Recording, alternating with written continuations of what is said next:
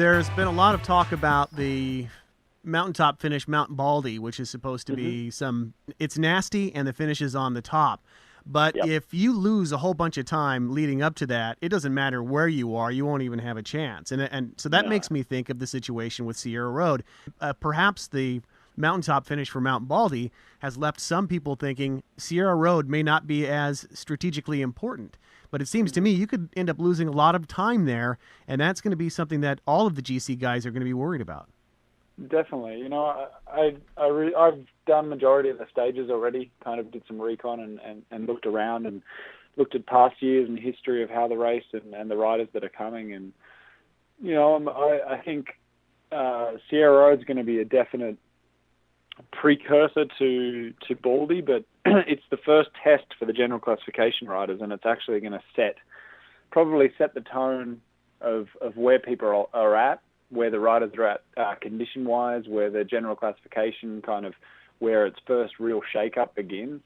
I think it's, I've done it many times before. I think it's going to be a very, very important and very decisive stage. And, I kind of hope some of the competitors have written it off as not anything serious. But if they've done their homework, then I think all the riders understand the severity of doing that at the end of a race for sure.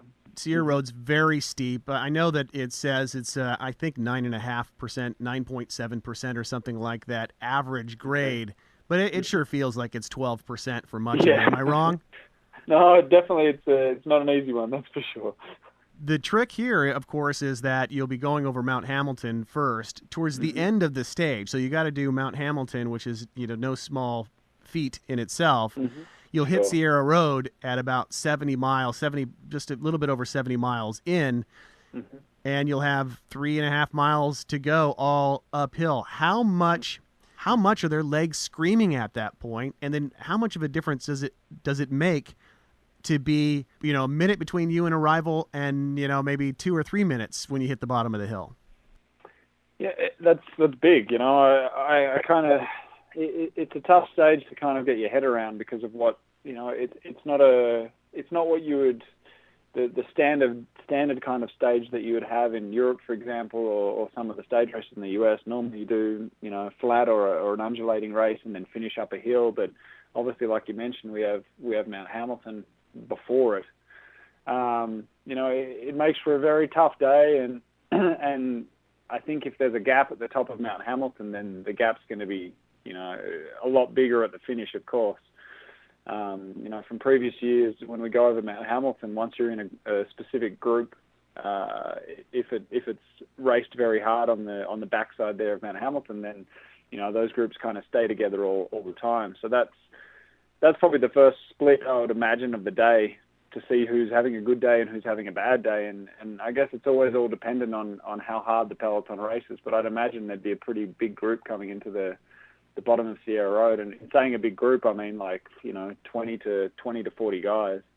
It's kind of peloton dependent, but we do have the lucky side of things that, the backside of Mount Hamilton, if that's the best way to call it, is definitely not as severe as the windy, hairpenny side of the front side closer to San Jose. So we've got the luck of going up the easy side, if you like. I wrote it recently, and I can do it in about 30 minutes. How fast can the guys who are in the Pro Peloton do that hill? I think we'd be looking at probably about 20 minutes, give or take a few minutes. It's pretty hard to gauge it. Like I said before, it's dependent on, there's so many variables that come into it. The weather, if it's a bad weather day, then by the time we hit Mount Hamilton, it's going to be, everyone's going to have had a very, very hard day. If it's nice, good weather without wind, then it's obviously generally makes it a little bit easier of a run in, a little bit more of a relaxed, less nervous descent coming into it. But it's as fast as, well, it depends how Levi's going and depends how some of the other guys are going. I think it's going to be an all-out battle on the climb anyway. I rode it in December. I did the whole stage by myself, and I think I did about raced up it to get the feeling of what the climb feels like at speed and when you're tired at the end of the race. And I think it was around mid 20 minutes, like 22 to 25 minutes then. So it's very hard to guess what the speed's going to be like, but I guess the only guarantee is that it's going to be brutally hard and very painful on anyone that goes up, be it the front group or to the last group on the road.